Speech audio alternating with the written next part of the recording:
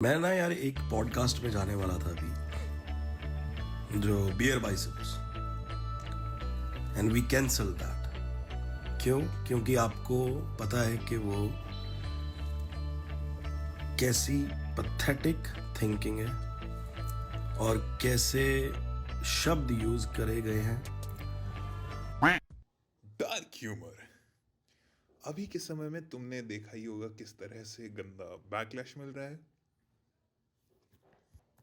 अब लग सकता है कि समय रैना का शो बंद हो या चालू हो, मुझे नहीं पता। डेंजर टू सोसाइटी लोग बोल रहे हैं। मैं एक चीज बोलना चाहूंगा कि उन बाबाओं का क्या जो एक्चुअली में मिस इन्फॉर्मेशन फैला रहे हैं हिंदू धर्म के नाम पे, वो क्या सोसाइटी के लिए खतरा नहीं है? बात तो ये है ना कि भाई बायसनेस है। इंडिया तो बायसनेस में जीता ही है, हम उसका कुछ नहीं कर सकते। पर हम यहाँ पर बात करने वाले हैं थोड़ा लॉजिक से और थोड़ा सा कॉन्टेक्स्ट के साथ। तो डार्क ह्यूमर क्या है? तुम्हारे हिसाब से डार्क ह्यूमर है कि एरा गैरा कुछ भी बोल दो, कुछ भी डर्टी बोल दो, वही डार्क ह्यूमर हो जाता है। बट इन रियलिटी ऐसा कुछ नहीं है। तुम इस जोक को उठा लो बहुत सिंपल वे से। Lotion, Kleenex, Incognito Mode. These are the ingredients to create the perfect night at home. Until Professor Utonium accidentally introduced Cast to Family Room TV. And thus, divorce papers were born. ये joke तुम्हें बहुत अच्छे से याद होगा क्योंकि तुमने ये जोक देख रखा है ना? कभी सोचा है कि कुछ जोक्स हमें इतने क्लोज टू होम क्यों लगते हैं, या हम उन चीजों पे क्यों हंसते हैं जिन पे हमें नहीं हंसना चाहिए? If you think like that, then welcome to the world of dark humour. Dark humour एक कॉमेडी का जॉनरा है, like white humour, but it is completely different from the normal comedy. इसमें मॉर्बिड टॉपिक्स को use किया जाता है, जैसे death, illness, violence. Mostly dark humour का यूटिलाइज किया जाता है टैबू टॉपिक से डील करने के लिए, जैसे कि जोक्स ऑन लव जिहाद। अब पॉइंट आता है कि ऐसे कंटेंट को कंज्यूम करने का क्या फ़ायदा जो कि बहुत गंदा है। मैं तुमसे एक क्वेश्चन पूछता हूँ कि ऐसी कौन सी चीज़ है जो गंदी नहीं है इन रियलिटी? आई मीन, तुम गंदगी से ही तो सफाई की तरफ बढ़ते हो एक्चुअल में। तुम डार्कनेस से ही तो पॉजिटिविटी की तरफ बढ़ते हो। तुम डार्क ह्यूमर की मदद से किसी चीज को डार्कर एस्पेक्ट से ढूंढते हो। You just laugh on it, then forget about it, और वो ट्रॉमा की तरह गायब हो जाता है तुम्हारे मन से भी। अब किसी का तरीका होता है अपना अपना उस चीज से डील करने का। इस चीज के ऊपर एक रिसर्च भी है कि किस तरह से चीजों से इंसान कोप करता है, और एक कोपिंग मैकेनिज्म चाहिए होता है एक इंसान को। And this is the method for many people to cope with trauma or depression in real life. अब तुम लोगों को नहीं पता क्योंकि तुम लोगों ने आज तक कभी इस दुनिया को उतना ढंग से एक्सप्लोर नहीं किया है।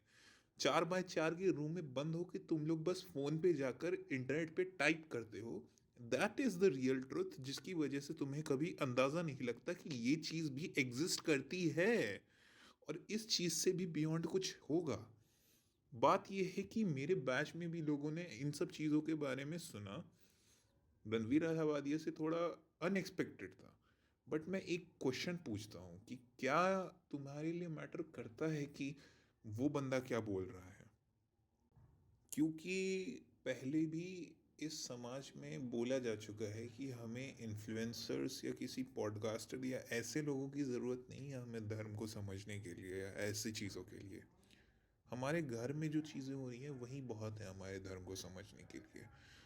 अब दिक्कत ये है कि लोग लेज़ी हो चुके हैं। लोगों को लगता है कि मैं कमेंट में जय श्री राम लिख दूंगा भगवान राम की फ़ोटो के नीचे तो मेरा सब हो जाएगा। ये माइंड सेटअप धीरे धीरे लोगों में आने लगा है और ये चीज़ एग्जिस्ट करती है। तुम इंस्टाग्राम खोल लो, जाके देख लो। फिलहाल coming back to the topic, अब मैं एक चीज यहाँ पर बोलना चाहूंगा, हो नच्चो सारे जी फाड़ के। इसका मजाक उड़ाना काफी गंदा हो सकता है।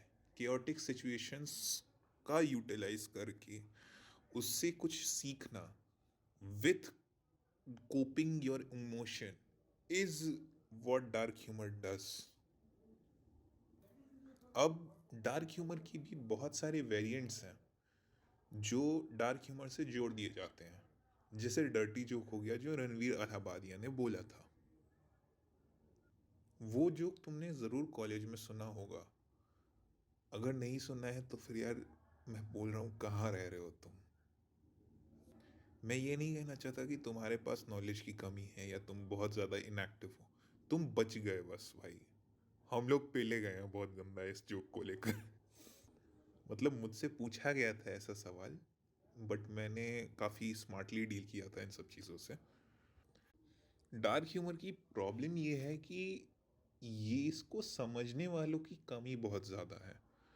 सिर्फ वही लोग समझ सकते हैं डार्क ह्यूमर को जो उस चीज़ को लेकर बहुत ही ज़्यादा डेप्थ में जा चुके हों या उस चीज़ के आसपास भी बहुत भयंकर नॉलेज रखते हैं इन रियलिटी।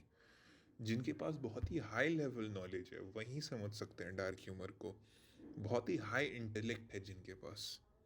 अब तुम्हें लगेगा कि हाई इंटेलेक्ट से मतलब है कि बाकी लोग तो बेवकूफ़ हैं।